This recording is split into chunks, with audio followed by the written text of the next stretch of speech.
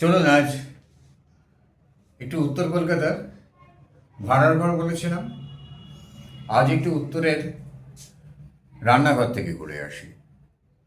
উত্তর কলকাতার রান্নাঘর আজকে যদি একটা রাখা যেত না সেরকম সাজিয়ে, সেটা একটা মিউজিয়াম পিস হয়ে যেত। বিদেশে কোথায় যেন একটা গুহামানবদের জায়গা এখনো আছে, একই রকম করে সাজানো আছে, যেমন ছিল তেমন আছে। এটাও তাই হয়ে যেত। এই রান্নাঘরে ঢুকলেই প্রথমে যেটা দৃষ্টি কাটতো সেটা হচ্ছে 22 ইঞ্চি ইটের গাঁথনির দেয়াল, আর সেই দেয়ালে কুলুঙ্গি, কুলুঙ্গির ভেতর রাখা থাকতো দেশলাই, একটা লণ্ঠন যদি প্রয়োজন হয়, প্রয়োজনীয় জিনিসপত্র, চাল, একটু মা লক্ষ্মীর রান্নাঘর তো, জিনিসগুলো থাকতো। কুলুঙ্গির পাশে তাক থাকতো, জানলার মতো করে কাটা। সেই তাক 22 ইঞ্চি দেয়ালে 12 ইঞ্চি তাক অনাসে থাকে, কাঠের স্ল্যাব দিয়ে দিয়ে 4-5টা করা। আর সেগুলো ভর্তি করে থাকতো কাঁসা পেতলের ছকছকে করে মাজা বাসন, যা সোনার রঙকে হার মানায়। অ্যালুমিনিয়াম তখন ব্যবহার হতো না, হিন্ডেলিয়ামের নাম শোনেনি, স্টেনলেস স্টিলও না। দু একটা আমরা বলতাম ইরানি, আসলে বোধহয় বিহারি বা উত্তরপ্রদেশি, সামনে আঁচল করে শাড়ি পরতো, আমরা বলতাম ইরানি। বাসনওয়ালি বোম্বে স্টিল চাই, বোম্বে স্টিল বলে ডেকে যেত। স্টেনলেস স্টিলকে তখন বলতো বোম্বে স্টিল। মানুষেরা পছন্দ করতেন না। একটু মানে রুচির দিক দিয়ে বলছি না, সোশ্যাল স্ট্যাটাসও না, একটু অন্যরকম মানসিকতার মানুষেরা কাঁচের বাসন পছন্দ করতেন। কিন্তু কাঁচের বাসনের আলমারিটা থাকতো বসার ঘরে, যাতে মানুষ দেখতে পায়। সেখানে নানা রকম ক্রকারিজ, কাঁচের বাসন সাজানো থাকতো। খুব একটা ব্যবহার হতো না, বিশেষ কোনো অতিথি এলে তার জন্য ব্যবহার হতো। কাঁচের চিমনি গ্লাস মিউজিয়াম পিস রাখার মতো। তো ওই ঝকঝকে কাঁসার বাসন, পেতলের বাসন, পেতলের চুমুকি ঘটি, যাকে চুমুকি ঘটি বা চুমকি ঘটি বলে, সেই ঘটি তো মানে আজ আর ভাবাই যায় না। ঘটি এত সুন্দর হতে পারে তার রূপ। পদ্মকাটা বাটি, পুরীর শ্রীক্ষেত্রের ক্ষেত্তুরে বাটি, জাম বাটি, বগি থালা, জলখাবারের থালা, সব পরপর, গেলাসগুলো সব পরপর সাজানো থাকতো সুন্দর করে, গেলাসের ঢাকা দিয়ে সুন্দর করে সাজানো থাকতো। আর মাটিতে থাকতো, তার উল্টো দিকে ধোঁয়া না লাগে, মাটিতে থাকতো উনুন। এই উনুন মাটি দিয়ে তৈরি হতো, মাটিতে সিমেন্টের ওপর পাতা মাটি দিয়ে তৈরি হতো। আর এই মাটি দিয়ে তৈরি হওয়া উনুনের একটা এরকম দরজা মতো থাকতো, ওইখান দিয়ে কয়লা, পুরনো পুড়ে যাওয়া কয়লা ছাই ফেলে দিতে হতো, লোহার শিক থাকতো। আমরা বলতাম উনুন কাড়া। চারপাশে থাকতো উঁচু উঁচু, তিন পাশে উঁচু তিনটে পিরামিডের মতো, মাথাটা গোল, যাতে ভেঙে না যায়, মাটি দিয়ে, মাটি পুড়ে পুড়ে শক্ত হয়ে পোড়ামাটি হয়ে গেছে। তার উপরে বসতো কড়া আর হাঁড়ি, আমরা বলতাম ঝিক ওইগুলোকে। টুইন উনুন, দুটো উনুন পাশাপাশি থাকতো। আর এই উনুনের ভেতরে কয়লার আগুন দেওয়া হতো। মাঝে মাঝে আবার কয়লা পাওয়া যেত না, কয়লা নিয়ে নানা রকম ফাটকাবাজি চিরকালই হয়। মাঝে মাঝে কয়লা পাওয়া যেত না, কয়লার দাম বাড়তো, 1 টাকার কয়লা আনলে বেশ অনেকদিন চলে যেত।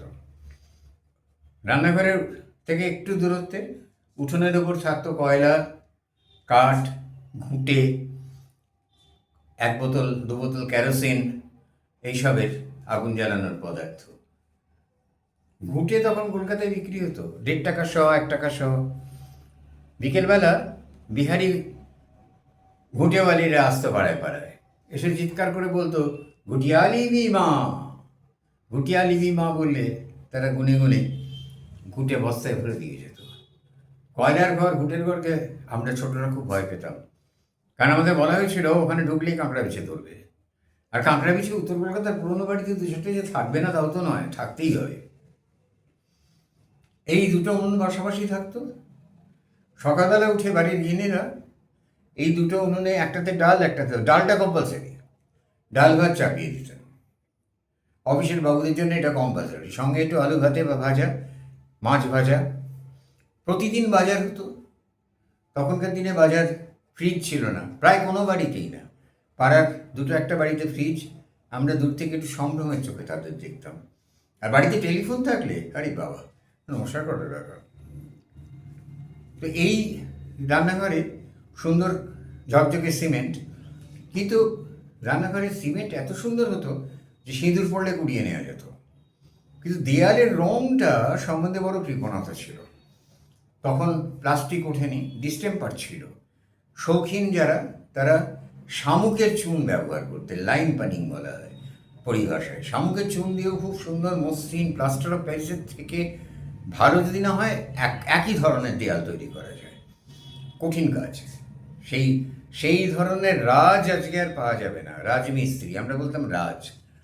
তো সেই দেয়াল হতো না কিন্তু রান্নাঘরে এমনি চুনের দেয়াল, তবে চুনের সঙ্গে এলামাটি মিশিয়ে দেওয়া হতো। কেন এলামাটি যে মেশানো হতো জানি না, রান্নাঘরে, কয়ার ঘরে সর্বত্র এলামাটি দিয়ে রং করা হতো। এলামাটির মধ্যে একটা বিষণ্ণতা আছে। রান্নাঘর তো আনন্দের জায়গা।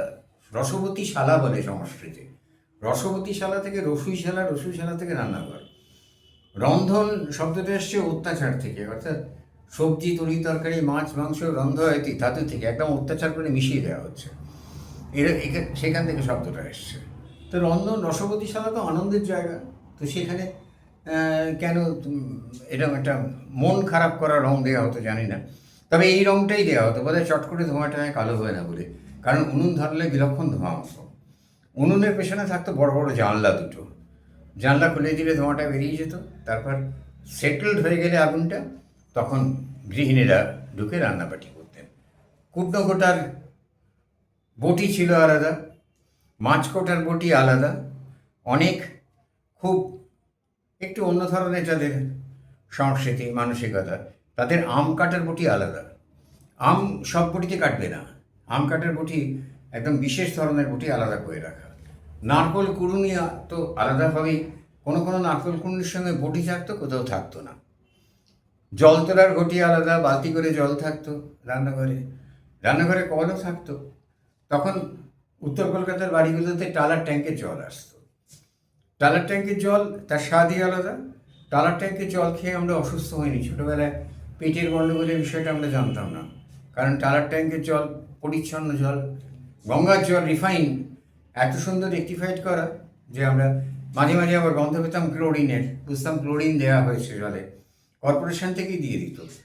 তখন এত রাজনীতি সচেতন মানুষের সংখ্যা কম ছিল, তো যারা রাজনীতি জানে তারাই রাজনীতি করতো, ফলে যন্ত্রণা অনেক কম ছিল। তো সেই জল, আর রান্নাঘরে ঠিক বাইরে একটু বাঁধানো জায়গা থাকতো, সেখানে গঙ্গা জলের কল। এই গঙ্গা জলের কল খুলে দিলে গঙ্গা জল পড়তো। এই জল খাওয়া যায় না, মুখ কুলকুচি তো করাই যায় না, কিন্তু পা ধোয়ার জন্য, হাত পা ধোয়ার জন্য আর বাসন মাজার জন্য প্রশস্ত। তারপরে বাসনগুলো আবার এমনি জলও অনেকে ধুতেন, অনেকে ধুতেন না। তো এই ছিল রান্নাঘরের চেহারা। একটা চৌকাঠ থাকতো। রান্নাঘরে চটি জুতো পরে ঢোকা, ওরে সর্বনাশ, একেবারে মানে সে বিপ্লব কাকে বলে, রেভলিউশন হয়ে যাবে। চটি জুতো রান্নাঘরে ঢুকবে না, কি নাকি? অনেকের আবার রান্নাঘরের বাইরে, যারা বাড়িতে চটি পরা তখন শুরু করেছে সবাই, সেই সময়টা খুব একটা বাড়ির মেয়েরা চটি পরতেন না বাড়িতে, তবু অনেকেই তো পরতেন, ছেলেরা পরতো। তা বাইরে ছেলেরা যদি কোনো সময় রান্নাঘরে আসতো, তাহলে তারা চটিটা বাইরে খুলে ভেতরে ঢুকতে হতো। নাহলে পিসিমা ঠাকুমার দল একবারে চেঁচিয়ে, সুরের জগতে 7টা সুর আছে, ইচ্ছে মতো চেঁচানো যায় না, স্বরের জগতে কোনো বাধা নেই। যথেষ্ট, যতটা উঁচুতে ওঠা যাবে ততটাই জয়ের সম্ভাবনা বেশি। সেটা তো পলিটিক্যাল পার্টিগুলোকে দেখেও বোঝেন। আচ্ছা, তো সেই জুতো বাইরে রেখে রান্নাঘরে ঢুকতে হতো। কুটনো কুটে থরে থরে সাজিয়ে রাখছেন পিসিমা।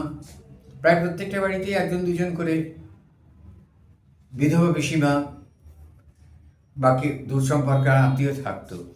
তাদের কেউ দুঃসম্পর্ক বলে ভাবতো না, তারা বাড়ির একজন। একান্নবর্তী পরিবার, অসুবিধা নেই।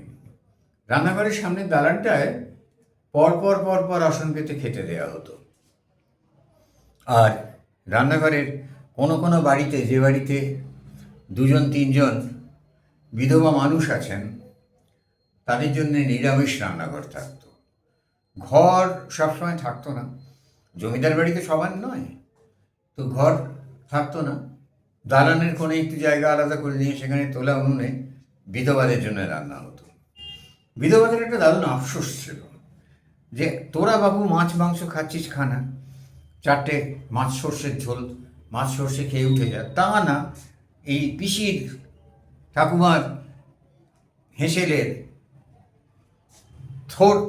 থোরের ঘণ্ট, মোচা ঘণ্ট, লাউ ঘণ্ট বড়ি দিয়ে এসবও চাই। কেন রে বাবু, এসবের দিকে এত নোলা কেন? ওই 4টে মাছ, সর্ষে দিয়ে মাছ, মাছের ঝাল, নয়তো মাছের রসা, মাছের তেল ঝোল খেয়ে শান্তি করে উঠে যা। ডাল তো পাচ্ছিস, সঙ্গে একটু আলু ভাত, না তা হবে না, নিরামিষ হেসেলের সমস্ত তরকারিও চাই। কে রাঁধে বাবু এত? বলতেন বটে, তবে ভাইপো ভাইজি বা যারা ভাগ্নে ভাগ্নি যারা রয়েছে তাদের জন্য তারা বেশি বেশি করে রাঁধতে বলতেন না, কারণ মাসি পিসি ঠাকুমা দিদিমার হাতে লাউ ঘণ্ট বড়ি দিয়ে, ধোঁকার ডালনা, মোচা ঘণ্ট, পালং শাকের চচ্চড়ি, চাপড় ঘণ্ট, ডাল ছড়ানো তরকারি, এই যে না খেয়েছে সে বুঝবে না যে কী অপূর্ব স্বাদ তারা তৈরি করতেন, যা আজ 13 পার্বণে ভজহরি রান্না, ভজহরি মান্না কোথাও পাওয়া যাবে না। নমস্কার।